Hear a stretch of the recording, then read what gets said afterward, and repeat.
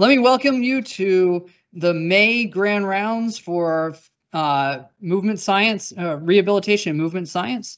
And I am now turning it over to Dr. Schultz, who will give our first part of the presentation.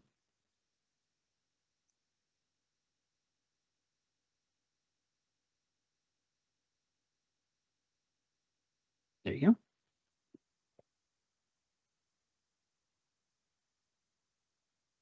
Thank you, Steve. And like Steve said, I'm here to talk to you today about the physical therapist's role in preventing pickleball injuries in the growing sport. These are some of the objectives that we hope to accomplish today as we go through today's presentation. First, we'll start by talking about pickleball and how it originated. It started in 1965 on Bainbridge Island in Washington. Three friends, Joel Pritchard, Bill Bell, and Barney McCollum. It was played with original handmade equipment and simple rules and has grown since then. The name is somewhat controversial in how it began, with Pritchard's wife being quoted as stating that the combination of different sports reminded her of the pickle baton crew, where the oarsmen were chosen from leftovers of other boats. However, more commonly referred to, Pritchard's dog, his name was Pickles, and he was known for grabbing the ball and running off with it while the children were playing. So that's more where people think it got its name from. Today, pickleball is played on a badminton-sized court where the net hangs 36 inches at each end and 34 inches in the middle. There's a 7-foot line back from the net, which is a non-volley zone, which is also referred to as the kitchen. In this zone, you cannot hit the ball out of the air with your feet in there. The game is played with players volleying a perforated plastic ball back and forth using high-tech composite or wooden paddles that are approximately 2 times the size of ping pong paddles. Scoring depends on where you're playing and the different rules, but typically it's scored through rally scoring, meaning you can only score a point if you serve that point. 2023 marked the 58th anniversary of pickleball and the third consecutive year with pickleball as America's fastest growing sport. In 2023, there are recorded from USA Pickleball fact sheet 10,724 individuals who were places that you could play pickleball.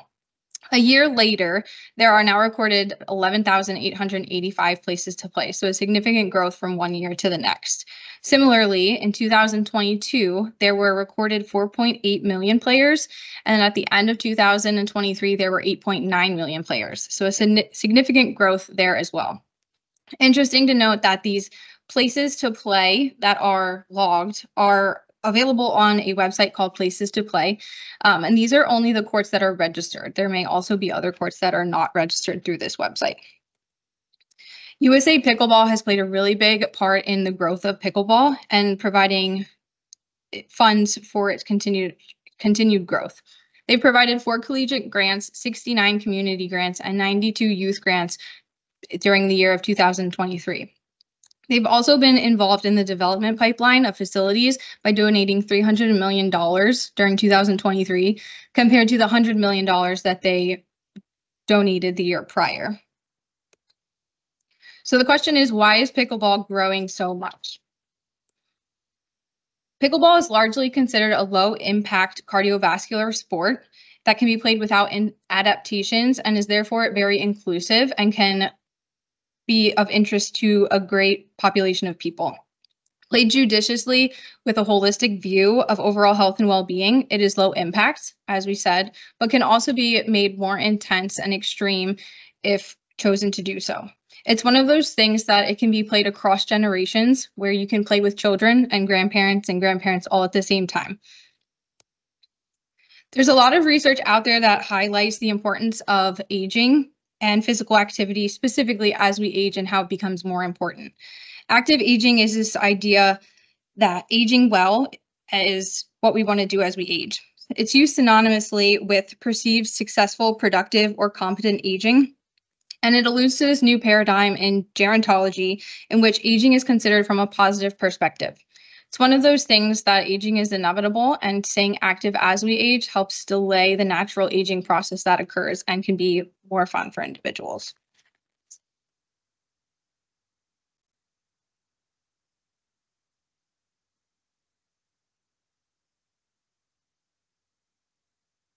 A study by Caprera et al. Was looking at active aging. They created a vital aging program, which was designed on the basis of evidence about the individual determinants of active aging. Participants who were in this study participated using 3 different modalities, including life, multimedia, and e-learning. Those who took part in this study were found to have increased social relationships, better emotional balance, improved overall diet, higher levels of physical exercise, improved memory, and improved cultural, intellectual, affective, and involvement in social activities. Another study by Fernandez et al. Looked at active aging as a global goal. They found that those engaging in an active lifestyle while aging had a lower probability of illness and disability, higher physical fitness levels, higher cognitive functioning, positive mood and improved stress and coping mechanisms, and overall increased life engagement.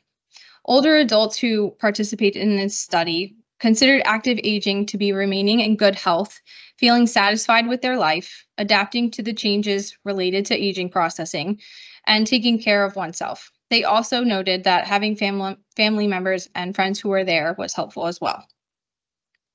So we go back to this idea of why specifically pickleball? Why are people choosing pickleball to age actively? Pickleball is noted to provide the psychological benefits of physical and sporting activity, and is also task-oriented in nature, therefore satisfying the need to be engaged in physical activity while providing ongoing development of personal skill mastery. People who are playing in the literature are reporting competition as the top perceived benefit for playing, and mastering difficult training techniques as the primary motivation for playing. A study by Sarazuela et al., looking specifically at the benefits of pickleball on aging, found that it had an improvement in depression, loneliness, and self-perceived pain, and also improved quality of life, overall social integration, overall life satisfaction, jumping ability, and reported cognition. So we go back to this idea of who is playing. USA Pickleball breaks down the people who are playing. This information is from 2023, based on the number of times they're playing per year.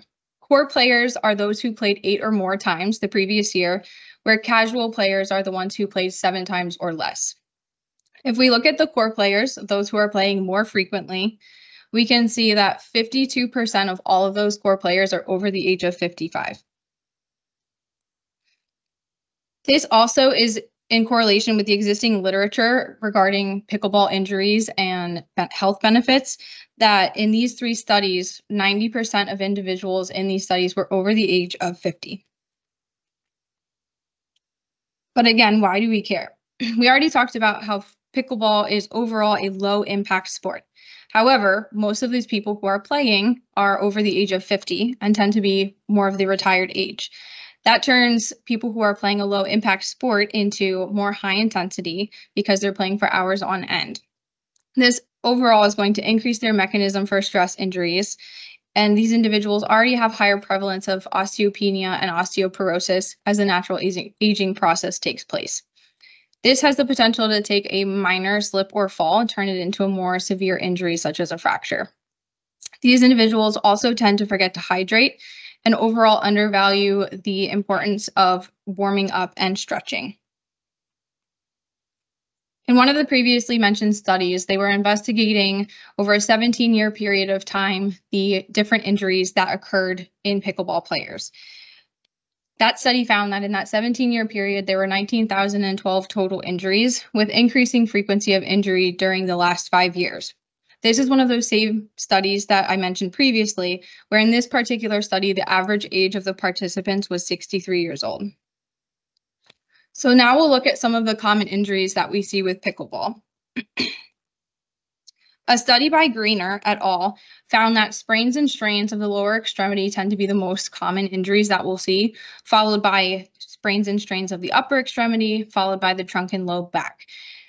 Because the game is played with a perforated plastic ball, almost like a wiffle ball, it doesn't bounce very high, so it requires players to get low and be a little bit more agile and able to move side to side, making lower extremity injuries more common. This research is also supported by Vital et al., who found almost 30% of total injuries were sprains and strains, followed by fractures, with lower incidence of contusions and abrasions and lacerations. Further, this information is broken into acute and chronic injuries. Acute injuries are typically the result of a fall secondary to sudden turning or pivoting motions with direction changes that is required to track the ball during pickleball. Typically, these are going to present most commonly with inversion sprains, Achilles tendon ruptures, knee injuries, and different sprains and strains of the lower extremity, like we had mentioned before. In comparison, the chronic injuries are more overuse and likely from the repetitive pounding on a hard surface, leading to plantar fascia and heel contusions, strains of the gastrocnemius, or other lower extremity muscles. The repetitive nature of the game, and because it's played lower to the ground, can cause a repetitive twisting motion of the trunk, and therefore can also have some involvement of lumbar strains as well, although these are less common. Overuse upper extremity injuries are less common in general, but can mimic common injuries that are seen in tennis.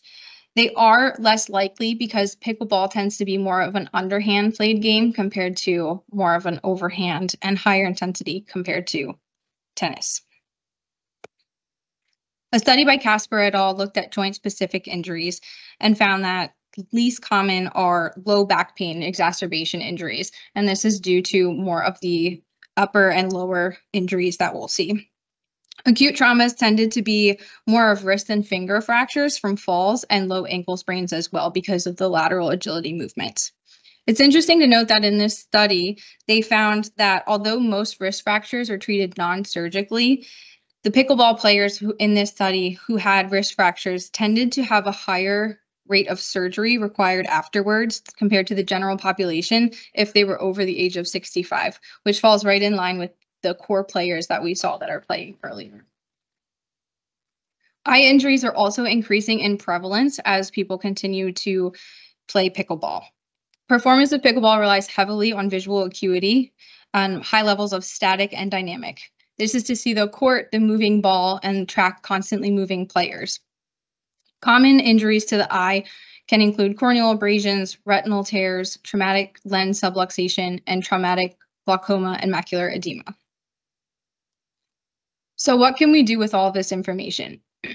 Knowing the mechanism of the most common injuries is helpful for informing prevention strategies and safety measures in the individuals that we see. Some of the biggest impact that we can have is education, whether that be for patients or for other healthcare providers in ways to prevent injuries.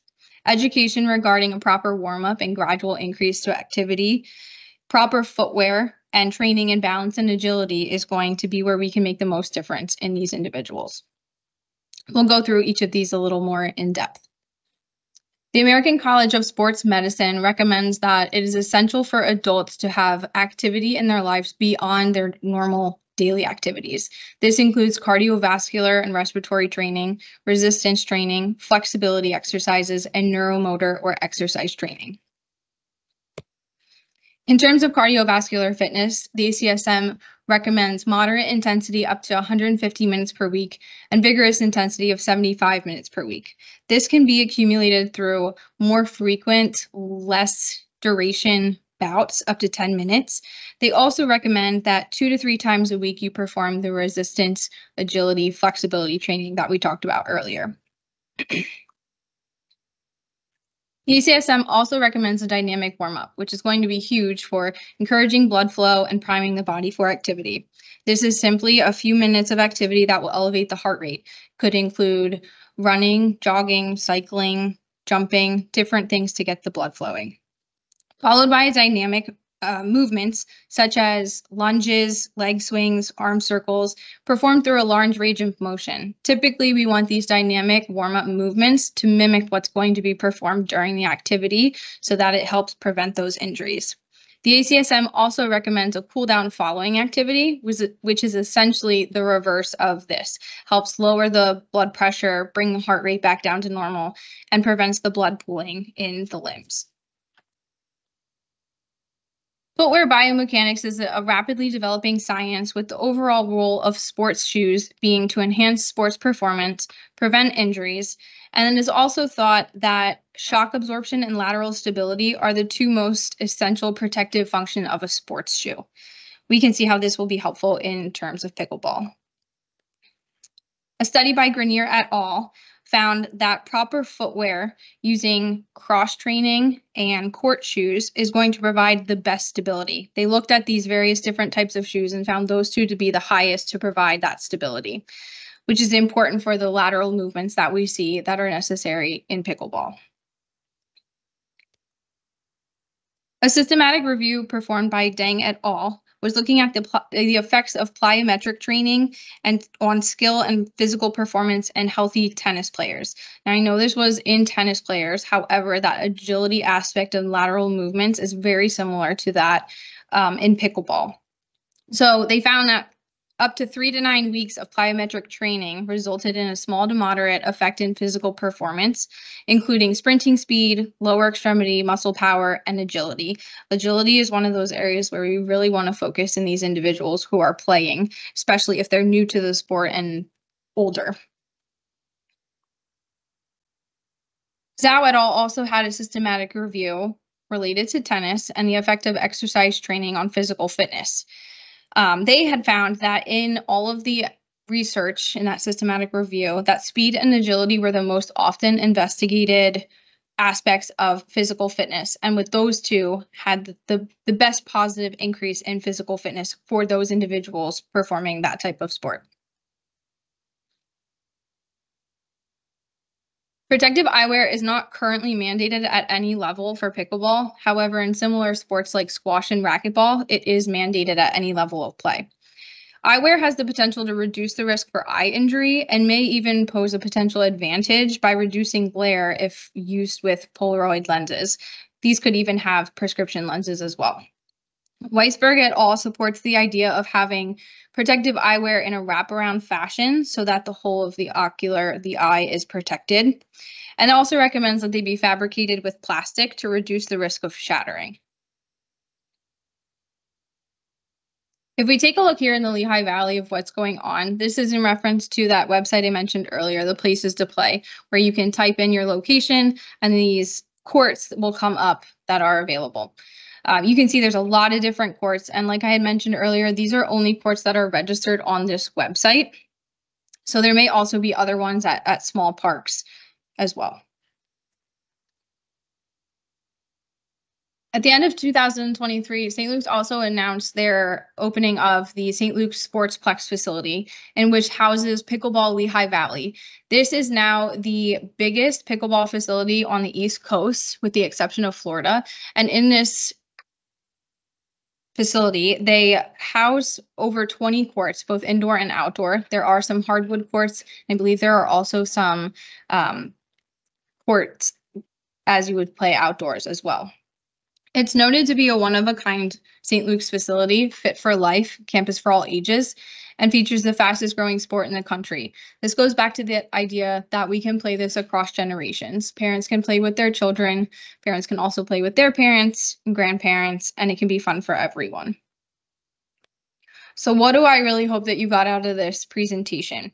We know that pickleball is gaining popularity. And we know that people who are playing more often tend to be older and are at higher risk for injury.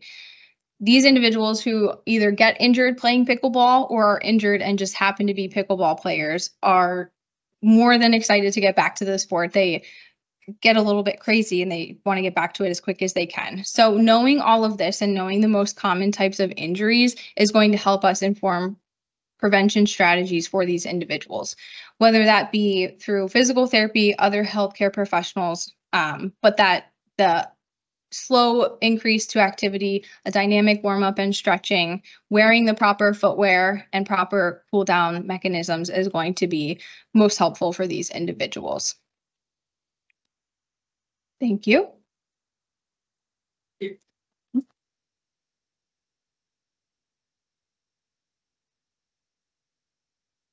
So we'll take questions at the end. If you are thinking about a question, please feel free to put it in the chat, and then we'll again take questions at the end.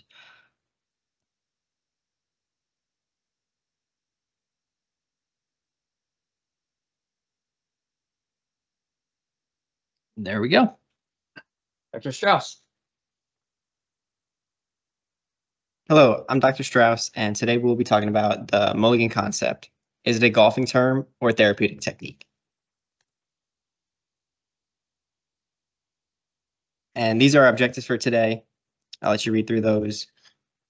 So first, I'd like to start with a patient case that I had that first showed me the power of the mulligan concept and mobilizations with movement. The patient was a 55-year-old female with insidious onset of left-sided neck pain and upper trap pain, approximately 3 months in duration. Pain was described as stiff and tight. Pain was 5 out of 10 at best, 8 out of 10 at worst. Aggravating factors included looking up and overhead activities, while easing factors included using a heating pad. No history of neck injuries or surgeries. She was diagnosed with Parkinson's several years ago and questioned if that could be contributing to her neck pain. Her goals included putting the dishes in overhead cabinets, reading, and driving without pain. On examination, significant findings included a 50% limitation in cervical extension and left rotation range of motion that recreated her left upper trap pain, diminished sensation to light touch along the left upper trap, and hypomobility of C6, C7, and T1, all recreating her left upper trap pain, negative upper limb tension tests, gross upper extremity weakness bilaterally, no change with repeated motions, and shoulder range of motion within normal limits. No red flag findings. Movement diagnosis was neck pain with mobility deficits. To address mobility deficits, I gave her an HEP consisting of mobility exercises, one of them being rotational snags with a towel. And that'll bring us to our first technique. This is a commonly used technique in the clinic, and it is called a self-snag with a towel, and this can often be given for HEP. It's ideally a technique that would be given for home following a successful response to a manual snag in the clinic. So this is a home exercise technique for a cervical snag. And you would use this technique after a successful manual cervical snag. So you're going to use a towel, specifically the edge of the towel, because you can be more specific to the specific vertebrae where you perform the manual snag than if you use the towel bunched up. So that patient will put the edge of the towel on the specific vertebrae, and then they're going to cross their arms.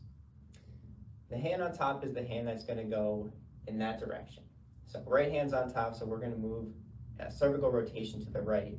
Again, this would be performed after a successful manual cervical snag to the right.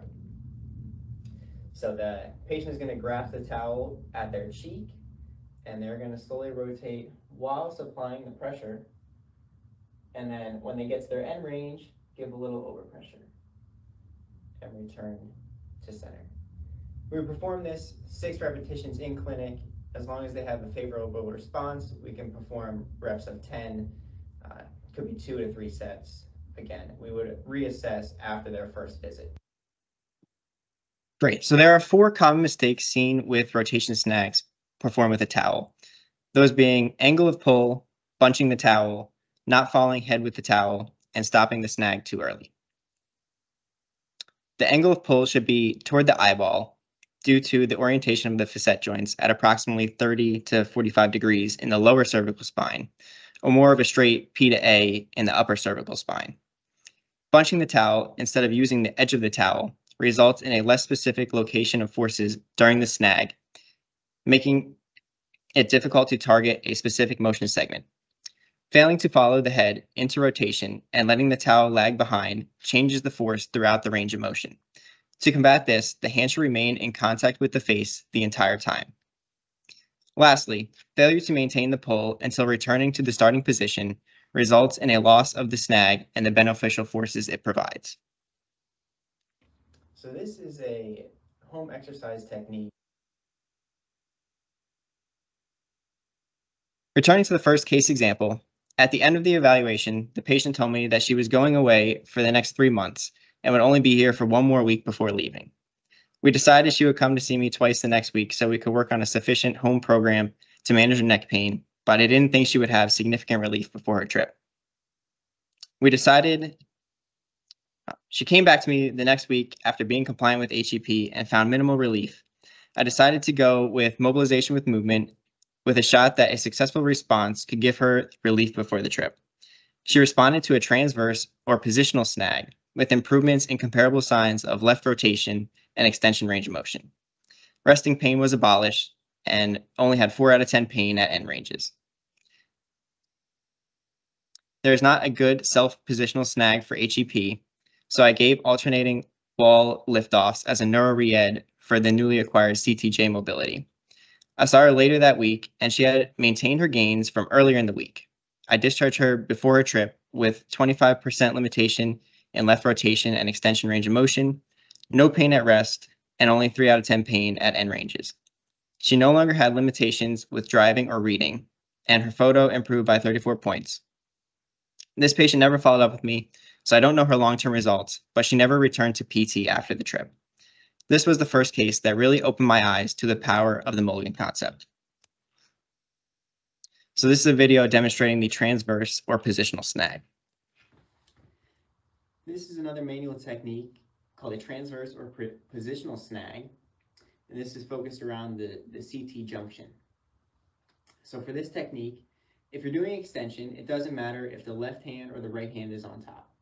But for the patient example given, it was left rotation as a comparable sign. So my left hand is going to be on top around the C6 spinous process, and my right hand is going to be below on the spinous process of C7. The force is going to be down and backwards, kind of like a retraction motion.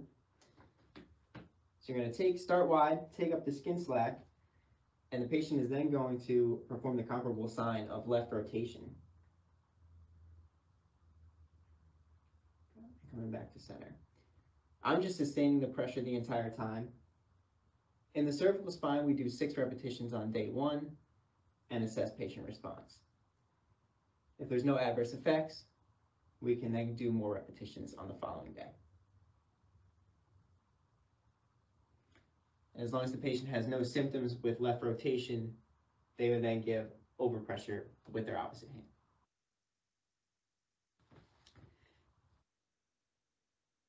Great. So what does the research say? In this study, 10 patients between 15 and 18 years old with mechanical neck pain were consecutively recruited as they reported to their athletic training clinic with complaints of mechanical neck pain.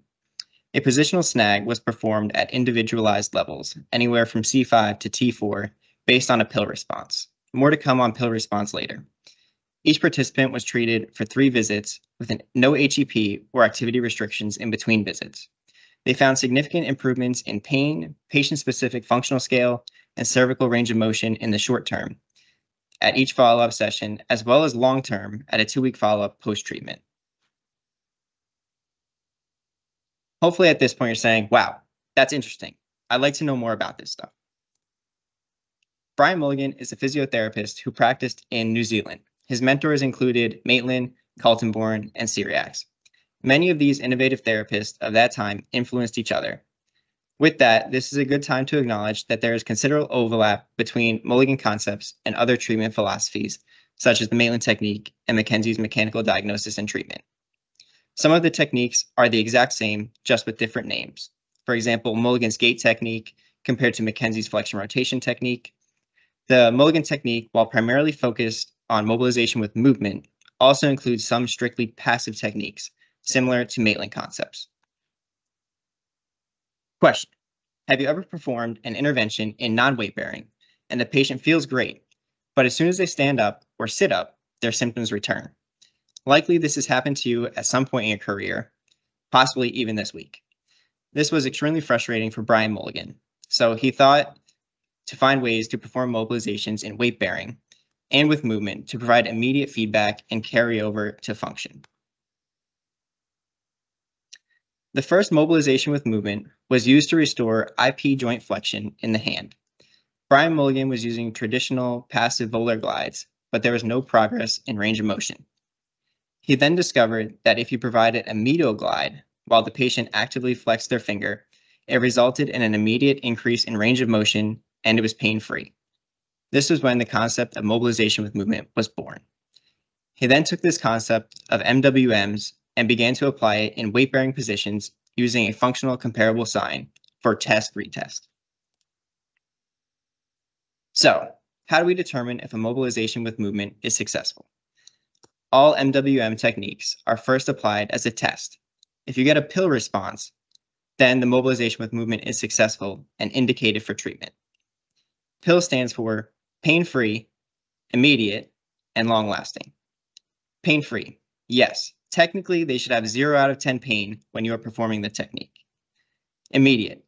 This is an immediate improvement in the patient's comparable sign during the mobilization, which could be improved strength, range of motion, dizziness, or whatever you're testing.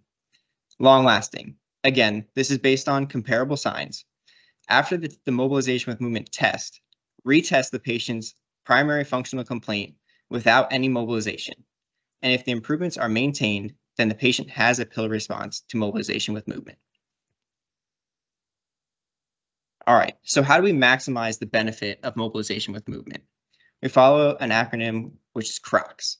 CROCS stands for contraindications, repetitions, overpressure, communication, knowledge, and so many things. Contraindications are simply contraindications to manual therapy or movement, such as post-op restrictions, healing wounds and infections, and no pill response. If there is no pill response, mobilization with movements are contraindicated. Repetitions. Brian Mulligan takes a conservative approach with his techniques, especially in the spine, in order to assess any latent effects the patient may experience. This generalized recommendation is going to be for 3 repetitions in the lumbar spine on day 1, 6 repetitions in the cervical spine on day 1, and 10 repetitions in the extremity, or as many as you want, as there's less latent effects in the extremity. Overpressure. Similarly to other treatment concepts, the magic happens at the end range, and overpressure is required when able in order to provide lasting results. Communication. The Mulligan technique requires active participation from the patient and will not be effective if they aren't educated on exactly what you're looking for. Many patients will say it feels better or the pain is less during mobilization with movement. Is that a 10% improvement? Is that a 70% improvement? Is that a 1-point decrease in pain, or is that pain-free? These are important. We are looking for no pain and a significant improvement in comparable sign. Knowledge is simply the therapist's body of knowledge of different movement diagnoses and presentations they may encounter. So many things. All right, so this stands for a couple different things. First, sustain the mobilization throughout the entire movement, which we touched on with the self-towel snag. And so many things also stands for speed. The speed should be slow. If the patient is moving too fast, the therapist will not be able to sustain the mobilization on the desired target. And lastly, sense. Sense what you're doing through your fingers. That's cool, but I've tried mobilization with movement and they don't work. Well, my question for you would be, did you fiddle with it?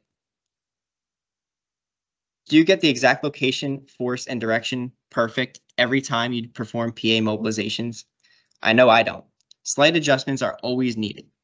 FDL stands for force, direction, and location. Force. Always start light. Force can always be added if needed, but these are not meant to be aggressive mobilizations. The more force applied, the more difficult it will be for the patient to move through a range of motion. Only apply the minimal amount of force it takes for a pill response. Direction. Any direction of force can be used. Horizontal, vertical, rotational, compressive, whatever you need. And often a combination of forces and directions is needed to get a true pill response. Generally, it is recommended to start with force directed toward the painful side first. So for medial knee pain, start with a medial glide. If that does not work, try a medial glide in combination with force in another direction. If you do a medial glide and the pain gets worse, then try a lateral glide. Lastly, location. There is no one correct anatomical location to perform any mobilization with movement. For example, snags in the spine can be central over the spinous process, lateral on the articular pillar, or even more lateral over the paraspinal musculature. The only correct location is the one that produces a pill response. That brings us to our second case. In the second case, I'd like to discuss a time when I had to fiddle with my technique in order to achieve a pill response. The patient was a 46-year-old female who presented to me with left medial knee pain. It started insidiously about 3 months prior.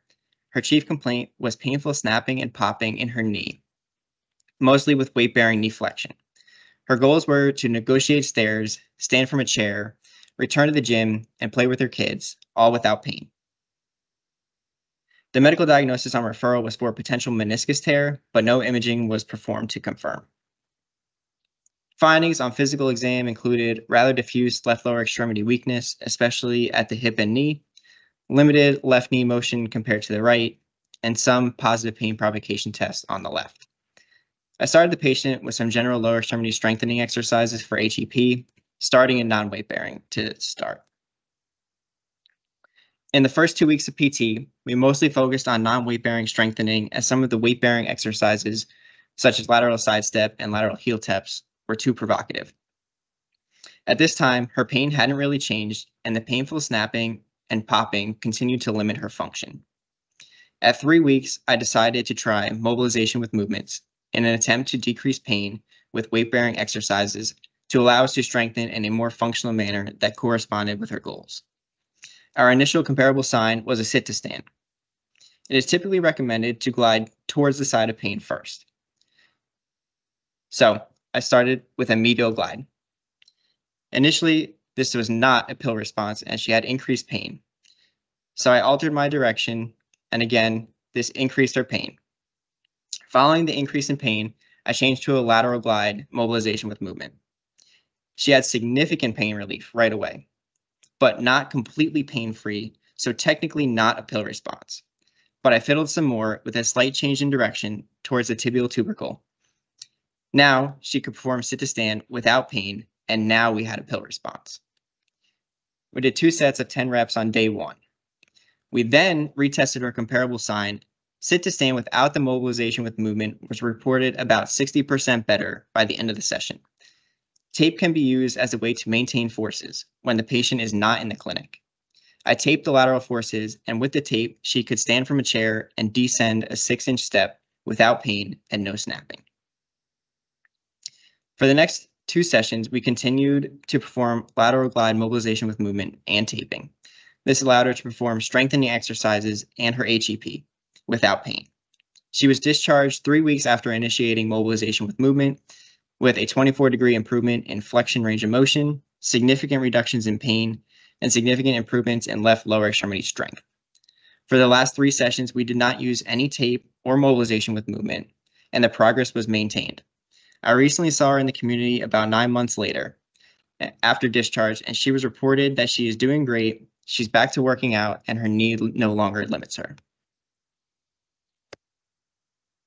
So here's an example of the technique just talked about in the last case. So this will be a weight-bearing knee flexion mobilization with movement. Given the case scenario, we were looking at a patient with left knee pain, specifically on the medial side. In this example, I had tried a medial mobilization with movement, and that was ineffective. Actually increased pain, therefore I went to a lateral mobilization with movement. The comparable sign was standing from a chair, so we performed the mobilization while the patient was doing sit to stands. So I'll be on the left side here. I'm going to use the borders of both of my hands, one on the lateral side, one on the medial side. So my left hand, since I'm doing a lateral glide, is going to be on the proximal tibiofibular complex, and my right hand is going to be on the distal femur on the lateral side. This right hand is just providing a stabilizing force, and my left hand is providing the mobilization force. So I'm here, I got to get out of the way of the patient, and the patient is then going to perform a sit to stand.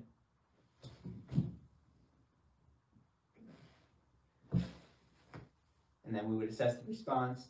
Given a decrease in pain, we would then provide overpressure. In this case, I taped it, and there's not really a great form of overpressure here unless we go into a standing or partial weight-bearing step stance kind of mobilization. But that's beyond the scope of this course, and so this was the lateral mobilization with movement. So this will be... There's some research for the use of the Mulligan technique in treating patients with knee pain. This study was a systematic review comparing the effectiveness of Maitland and Mulligan mobilization methods for adults with knee OA. It included 8 studies and 471 patients. The systematic review found that the Mulligan mobilization with movement appeared to be more effective in decreasing pain and improving function compared to Maitland techniques. There was no difference in range of motion between the two techniques. Highlighting the individualized approach of the Mulligan technique, there was no single technique that helped all patients with knee OA. They used medial glides, lateral glides, anterior, posterior, and rotational mobilization with movement throughout the 8 studies. Again, patient response dictates which technique should be used. I'm sure by now some of you are asking what the heck actually is happening that allows this technique to be so effective. This is the most common question that comes up when discussing the Mulligan technique. When Brian Mulligan originally developed the technique, he believed he was correcting boops, or bones out of place, also known as positional faults. However, there's no evidence to support this. Okay, so if we aren't correcting positional faults, then what are we doing? Well, there isn't a clear answer to why this is effective, but there are a few theories. The most accepted theory at this time is that mobilization with movement provides a sensory input, which creates a neurophysiological response that alters the body's pain response. Put simply, we are providing inputs that alter outputs. Other theories include providing mechanical advantage for movement, decreasing patient fear of movement, and a placebo effect from therapeutic touch. Interestingly, the article referenced here, the authors make the argument that the placebo effect is an important concept of all types of manual therapy, and that it shouldn't have a negative connotation. If it is improving the patient's symptoms, does it really matter what the mechanism is? The most popular current hypothesis for the effectiveness of mobilization with movement is that they create a neurophysiological response. The mechanism lies within the pain neuromatrix. Several inputs go into the neuromatrix and therefore affect its outputs. Mobilization with movement provides a sensory input to the affected body part, which can affect and alter pain, which is one of the outputs of the neuromatrix. All right, shifting gears a little bit. I don't have a case for this one, but this is an effective technique, both in some literature and through clinical experience for tennis elbow. So this is a manual technique, mobilization with movement, for a patient with lateral epicondylalgia. So for this technique, you can use either a towel or a handheld dynamometer for our comparable sign, assuming that this sign is going to be gripping. So for this, we'll use a towel. The handheld dynamometer will give you a more objective measure and more objective feedback while you perform the technique. So I'll give the patient the towel. You're going to use a mobilization belt on the opposite shoulder as the affected arm. So here we're treating the right arm. I'll wear the belt as a satchel over my left shoulder. We'll put the arm into the belt here, and the patient's going to relax. You're going to internally rotate the entire arm. So we have internal rotation at the shoulder and pronation down here at the forearm. The belt is on the proximal forearm. My left hand is going to be on the distal humerus, and my right hand is going to be on the distal forearm. I'm facing down towards the feet in a stride stance.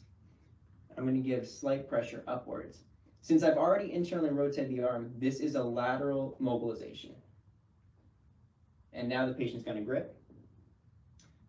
We would assess the response, looking for a decrease in pain using the towel, or an objective measure, increased grip strength using the handheld dynamometer. We can do 3 sets of 10 repetitions. Check this out. Or as needed, since we're already in the extremity, we can do more repetitions. For a home exercise program, we could use a wall and provide a lateral distraction with gripping that way.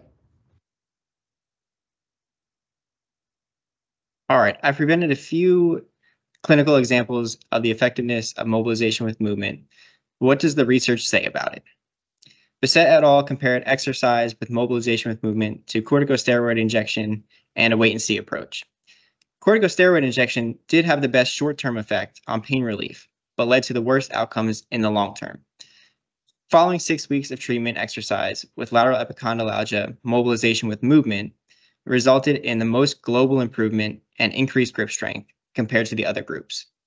At 52 weeks, there was no difference in long-term outcomes, which suggests that this may just go away with time.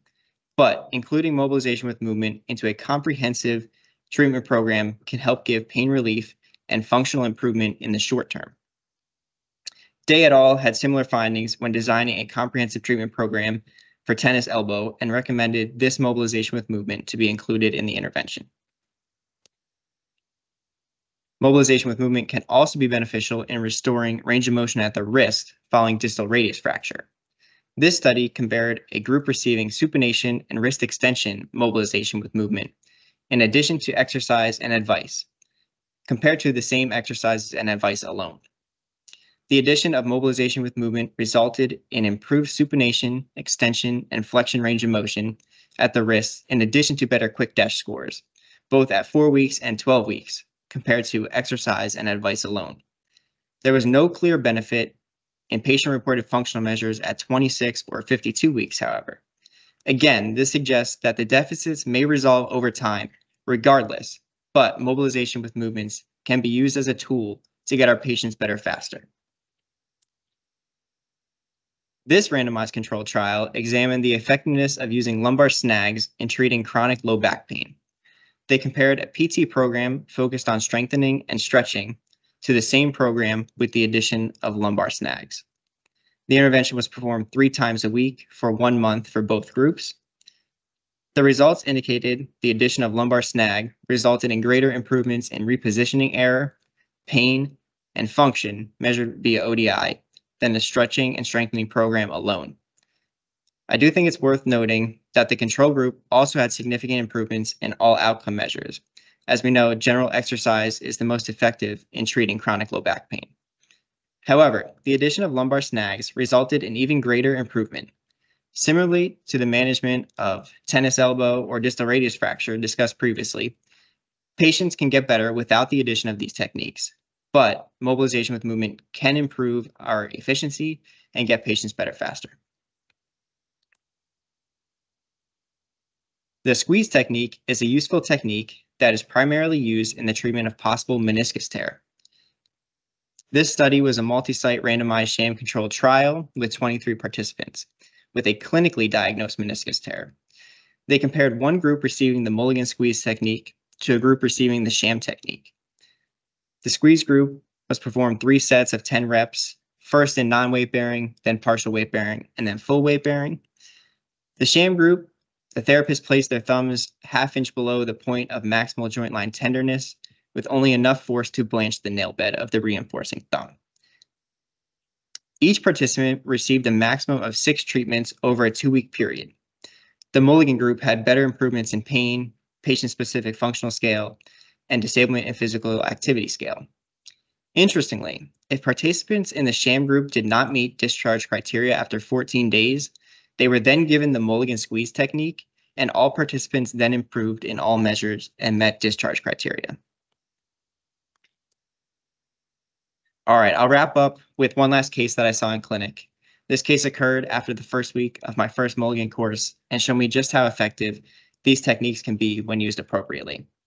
Without going into too much detail, the patient was a 54-year-old female with a 20-year history of neck pain and chief complaint of severe headaches several times a day.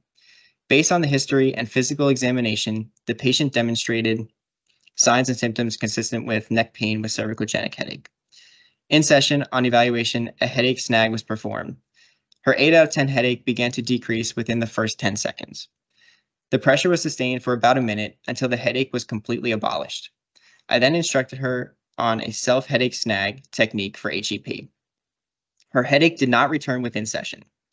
On follow-up, she reported decreased headache frequency and headache intensity never going above a 4 out of 10, as she was able to consistently eliminate it with a self-headache snag.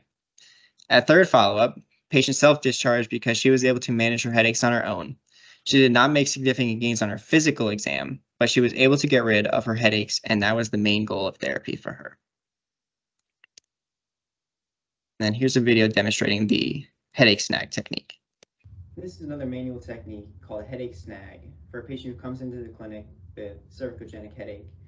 It can only be used for a patient that comes in with headache, as we need the headache as a comparable sign throughout the treatment process. So for this technique, I'm going to be in a stride stance facing the patient. Their shoulders are going to be contacting my abdomen or the outside of my hip. My left hand here, I'm going to use the middle phalanx of the fifth digit on the C2 spinous process, and my thenar eminence, on the other hand, is going to provide a slight P to A force throughout this process. So I'm going to come around, middle phalanx is going on the C2 spinous process. The patient's head is going to rest in the crook of my elbow, and my other hand, the thenar eminence, is going to provide a slight P to A force. And this is a sustained pressure. We're holding for at least 10 seconds, and as long as the headache continues to drain, then we continue to hold. This is a quiet process. You can even turn out the lights if that helps, and we hold until the headache goes away. This is All right, I hope you found some of the fundamentals to the Mulligan concept intriguing. If you have any questions, feel free to email me, and these are my references. Thank you.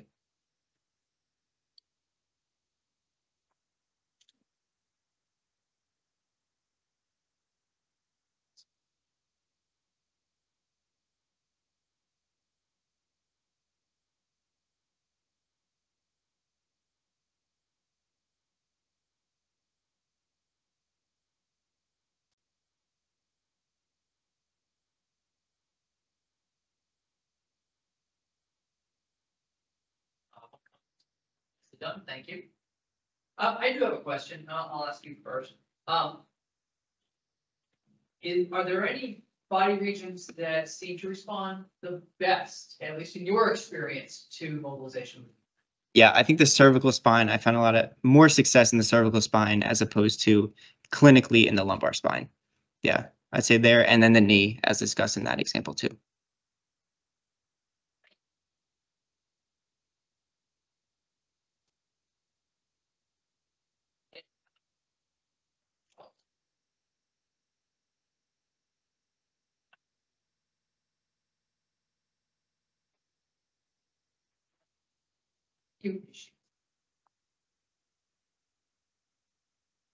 Thank you for your question. In my experience, I've actually seen more acute injuries, but typically seem to be from more of that increased level of play where they're playing for longer hours on end.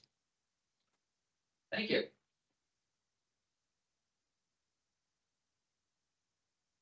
If nobody else has any questions, we will wrap up for today. Again, please make sure that you complete your quiz and your course evaluation to get credit. If you have any questions, please feel free to reach out to either Dr. Schultz or Dr. Strouse. And we hope to see you next month.